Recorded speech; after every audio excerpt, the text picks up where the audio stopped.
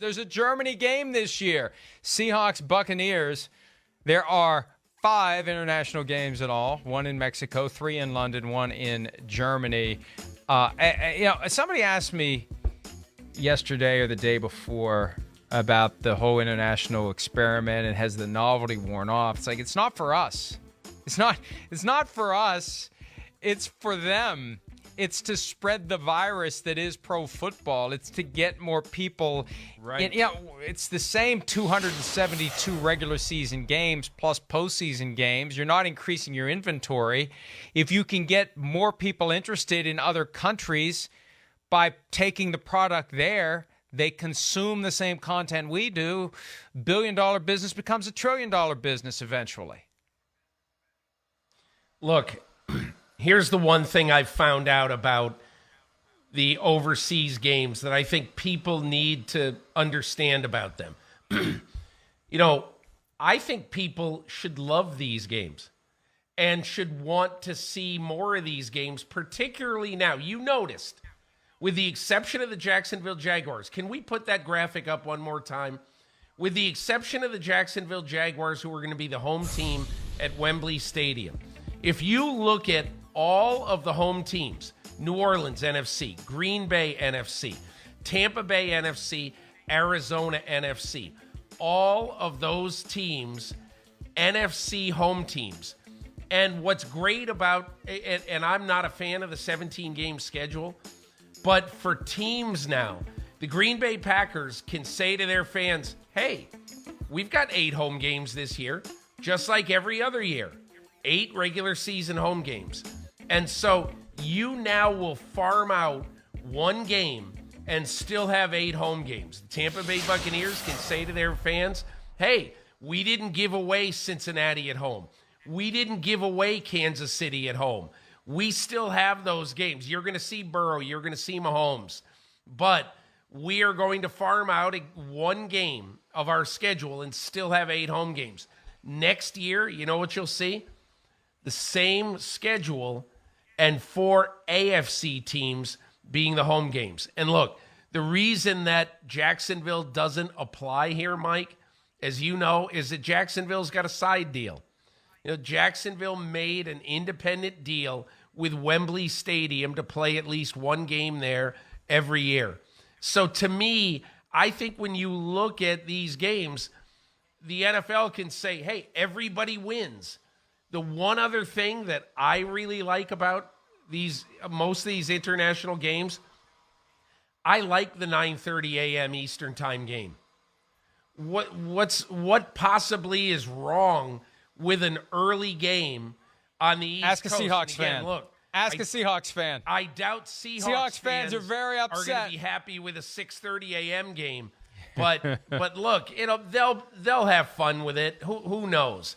But I think for the fans around the country to add a single window early game, I think is a fun deal for most football fans. And look, this is the first year that all of the international games, other than the Monday night game between the Cardinals and the 49ers, but the other ones, the European games, are all 9:30 a.m. Eastern starts. That's not an accident. The NFL wants more windows. The NFL wants to pull games out of the cluster of 1 o'clock Eastern and have them stand alone for betting purposes. It's all about separating the games as much as possible so people can focus on 1 game at a time and bet on 1 game at a time, especially the bets that will happen during games. That's why this 9:30. I think before too long, we're going to see a game every week at 9:30 in the morning. The pregame shows are going to be completely useless all year long, not just on those few Sundays. And one last point before we move on to fill in the blank, as promised. With 17 games now, that's 16 neutral site games that can be played every year. And that is the fairest outcome. Everybody has 8 home, 8 road, 1 neutral site game. We've got 5 this year. And I think it's just a matter of time before they fill up the rest of it. Or you know what's going to happen, though, Peter? By the time we have 16 neutral site games, they're going to have 18 regular season games. And then there's going to be an imbalance with the – But once you get to 18, you can't do it like this. I don't want to prolong this because it's all sort of, a bit of a kind of a fantastical grab bag or whatever you'd call it. But I will only say this, that there are a lot of markets outside of the United States that the NFL very much wants to experiment with and put a game in. And I'm not saying that Australia is next year. I'm not saying that Beijing is next year.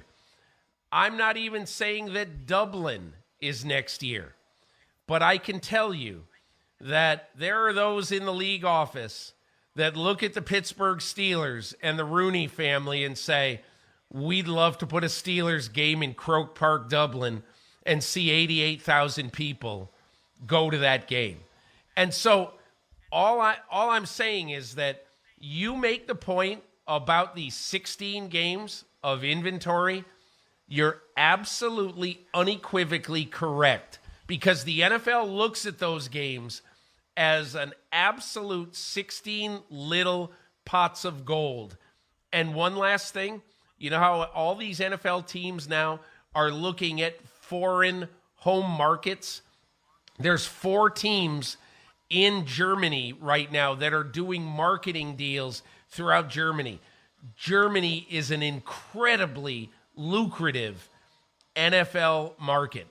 And when you have Tom Brady going over to play a football game in Germany, Mike, next year could be Patrick Mahomes, his time, because the Kansas City Chiefs are one other team with a home market interest in Germany.